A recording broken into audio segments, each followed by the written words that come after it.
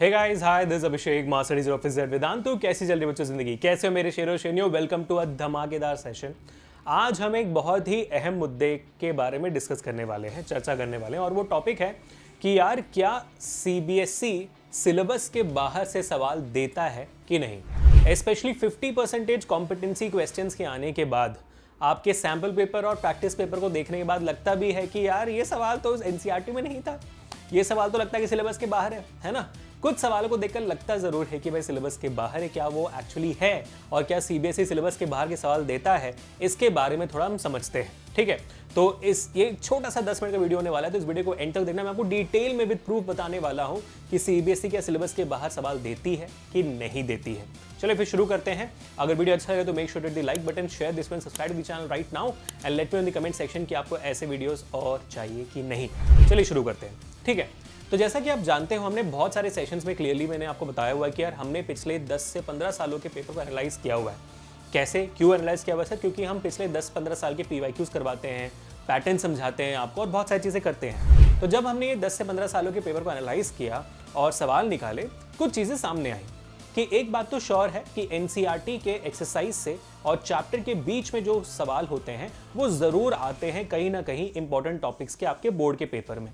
या तो same ditto होता है या तो फिर सिर्फ सवाल को बदला जाता है, लेकिन आते ज़रूर हैं भाई साहब। और अगर वैसे ही हम बात करेंगे कि क्या सर इसके बाहर सवाल आते हैं, हाँ बिल्कुल सवाल आते हैं भाई, लेकिन कहाँ से आते हैं ये समझना बहुत ज़रूरी है। देखिए, इस बात को समझिए कि एनसीईआरटी के सवाल डिट्टो टू कॉपी नहीं होंगे। सवालों के तरीके को, डिलीवरी स्टाइल को बदला जाएगा। हो सकता है कि आपसे ये ना पूछा जाए कि भाई what is the SI unit of electric potential, instead आपसे ये पूछा जाए कि भाई जूल्स पर कूलम्ब किसका एसआई यूनिट होता है। ये घुमा फिरा के समझाने वाला जो सवाल है ना, वो सीबीएसई जरूर पूछता है, लेकिन आता देखो ये दोनों तो एक ही बात पूछ रहे थे आपसे, वो एनसीईआरटी ही होती है ना। तो एनसीईआरटी से आई जरूर।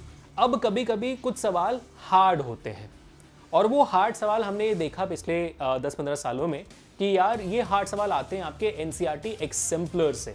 तो एनसीईआरटी एक्सेम्पलर से बहुत सारे सवाल होते हैं जो बच्चों को हार्ड लगते हैं, क्योंकि स्पेशली एनसीईआरटी एक्सेम्पलर के बारे में ज़्यादा अवेयरनेस नहीं होती, लेकिन समझना बहुत जरूरी है आपके, इससे बहुत सवाल आते हैं, स्पेशली वो हार्ड वाले। ठीक है, तो हार्ड वाले सवालों को आपको प्रैक्टिस करना होगा एनसीईआरटी एक्सेम्पलर से, फिर आपको कोई भी सवाल शायद आउट ऑफ सिलेबस नहीं लगेगा।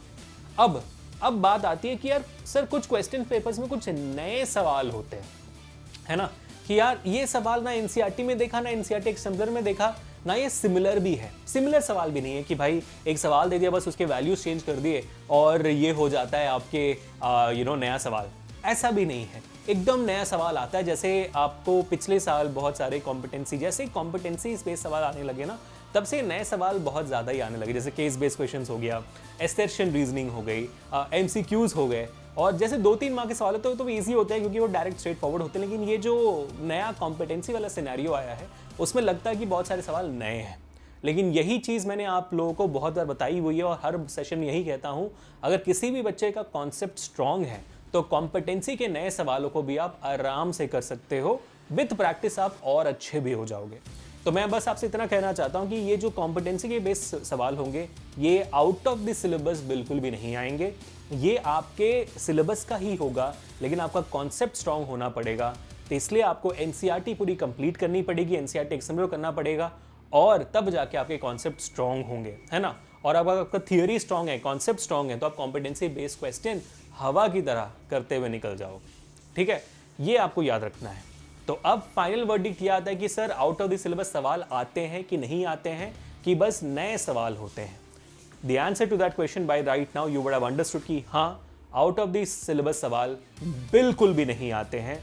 आपको नहीं दिया जाता out of the syllabus question. अगर आउट ऑफ द सिलेबस सवाल आपको आया भी है, या फिर आपको एक हार्ड सवाल आया है, बहुत ज़्यादा हार्ड, तो सीबीएसई उन सवालों के लिए ग्रेस मार्क ज़रूर देता है अगर आपने उनको अटेम्प्ट किया है। तो चिंता करने की बिल्कुल भी ज़रूरत नहीं है। हाँ, आपको एग्जामिनेशन पेपर्स में नए सवाल दिख सकते हैं कि भाई ये सवाल हमने कहीं देखा नहीं है, लेकिन वो सिलेबस के अंदर ही होगा। अगर आपकी थियरी स्ट्रांग है, आपका कॉन्सेप्ट स्ट्रांग है, तो आप आराम से कर पाओगे।